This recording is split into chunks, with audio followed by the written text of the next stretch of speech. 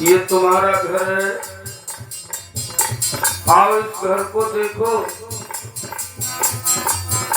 आओ अपने घर को देखो, मेरा तो एक सहारा है। मैं रानी नहीं टोलनी हूँ, मैं रानी नहीं टोलनी हूँ। ये सब धन धाम तुम्हारा है।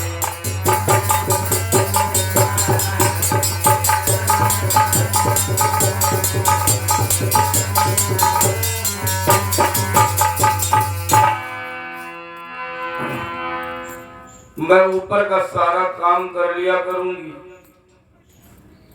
महारानी तुम बड़ी बन करके रहना। जब तुम्हारे द्वारा कोई पुत्र जन्म लेगा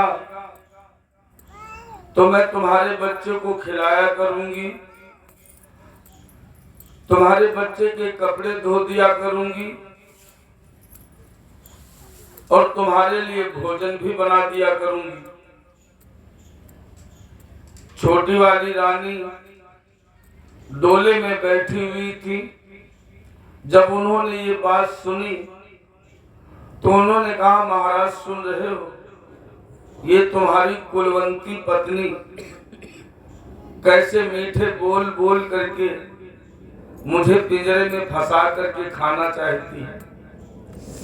अरे महाराज, अगर महलों में ये रहेगी तो मैं नहीं रहूंगी और मैं रहूंगी तो ये नहीं रहेगी। बड़ी वाली रानी समझ गई कि ये मेरे रहते हुए महलों में कदम नहीं रखेंगी। बहुत सुंदर विचार थे महारानी के। लेकर के अपने थोड़े बहुत वस्त्र डोले के पास से होकर के जाने लगी तो छोटी वाली रानी डोले में बैठे हुए उसने पूछा, कहाँ जा रही हो? जहां जाओगी वहां सब कहीं मेरे पति का राज्य है, जाना है तो चली जाओ। उन्होंने कहा, जो जाना है तो राह पकड़। सुन रही हो?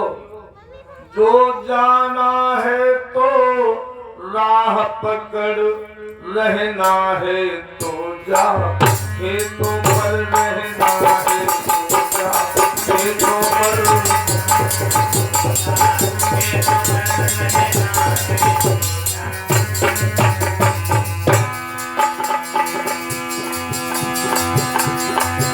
जो जाना है तो राह पकड़, रहना है तो जा, खेतों पर रहना है तो जा, खेतों पर रहना है तो जा, खेतों में।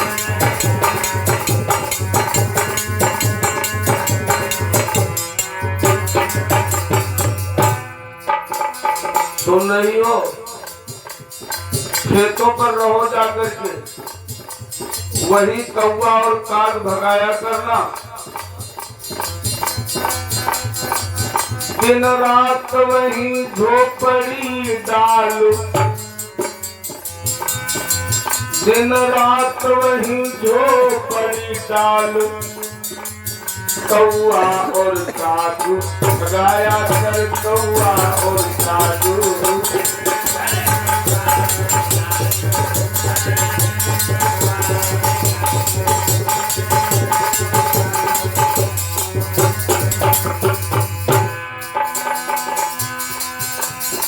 समझ रही हो?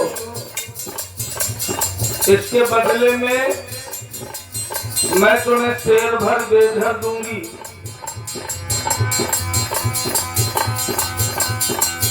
दूसरे किसी खाली घर में चक्की रखवा दी जाएगी। बच पीता कर और खाया कर, शेर भर द्वार तू पाएगी।